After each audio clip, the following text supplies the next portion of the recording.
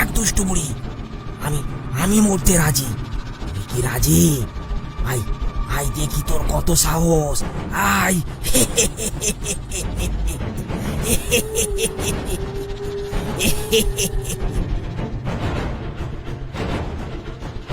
ভৈরবের কথা অমান্য করতে পারল না ঘোতন।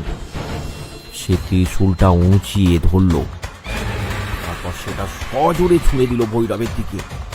না আসা পর্যন্ত ওই বুড়ির মায়াকে যে কোনোভাবে হোক সেখানে আটকে রাখতেই হবে।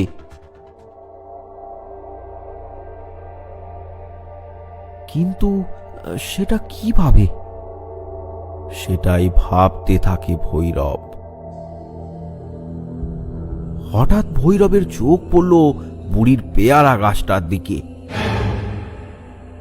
সাথে সাথেই তার মাথায় একটা বুদ্ধি খেলে গেল। উফ, খুব খিদে পেয়েছি, একটা পেয়ারা খাওয়া যাক।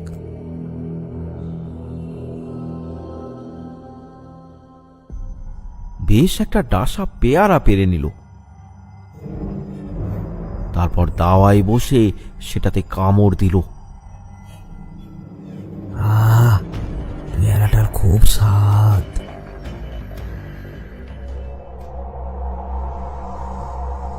পেয়ারা খেয়ে চুপ করে বসে আছে ভৈরব। ধীরে ধীরে তার চোখ লাল হয়ে আসছে। ভৈরব চিৎকার করে ওঠে।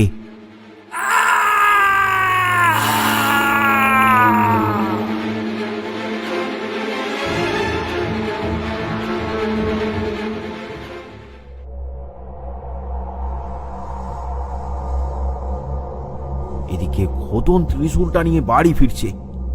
তার পায়ের গতি ক্রমশ বাড়ছে। চারিদিক কালো অন্ধকারে ঢাকা।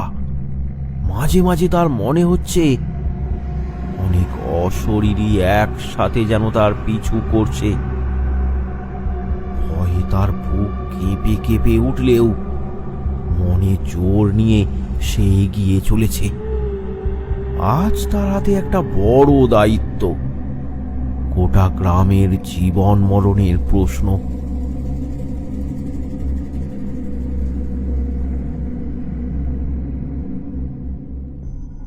এদিকে নজর দিয়ে বুড়ির ভূত প্রবেশ করেছে ভৈরবের ভেতর। তার যন্ত্রণায় ভৈরব কেঁপে কেঁপে উঠছে, আর বুড়ির ভূত যেন খাঁচায় বন্দি। সে না পারছে বেরোতে, আর না পারছে ভৈরবকে শেষ করতে। ভৈরব জানে একবার ওই ভূত বেরিয়ে পড়লে আর সে ওই ভূতকে আটক করতে পারবে না। তাই শত কষ্ট সহ্য করেও সে ওই ভূতকে নিজের দেহে আটকে রেখেছে, ঠিক যেন বাবা মহেশ্বর তার কণ্ঠে বিষ ধারণ করেছে। কিরে, এবার কেমন লাগছে? তোর কুনজর আমার ওপর কাজ করবে না। ছেড়ে দে, ছেড়ে দে আমায়, আমি এখান থেকে চলে যাব। ছেড়ে দে, ছেড়ে দে আমায়। এমন সময় সেখানে ঘোতন এসে উপস্থিত হলো। বাবা, আমি এসে গেছি। এই দেখুন, আমার সাথে আপনার সেই ত্রিশূল। মায়া, দেখেছিস, তোকে বিনাশ করার জন্য এসে গেছে আমার অস্ত্র। ঘোতন, আর দেরি করো না, তুমি তুমি ত্রিশূলটা ছোঁড়ো আমার দিকে। ঘোতন কথাটা শুনে এক মুহূর্তের জন্য আঁতকে উঠল। এ কি বলছে ভৈরব বাবা? ত্রিশূলটা ছুঁড়লে তো ভৈরব বাবা মারা যাবে। এসব আপনি কি বলছেন? ত্রিশূলটা ছুঁড়লে তো আপনার শরীর ভেদ করে যাবে। আমার কথা ভেবো না ঘোতন, তুমি তুমি ত্রিশূলটা ছোঁড়ো আমার দিকে। দেখ দুষ্টু বুড়ি, আমি আমি মরতে রাজি। তুই কি রাজি? আই আই দেখি তোর কত সাহস। আই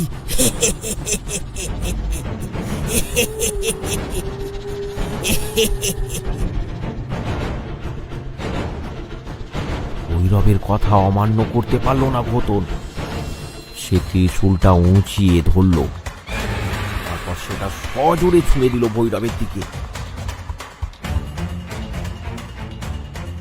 ভৈরব জোরে জোরে হেসেই চলেছে।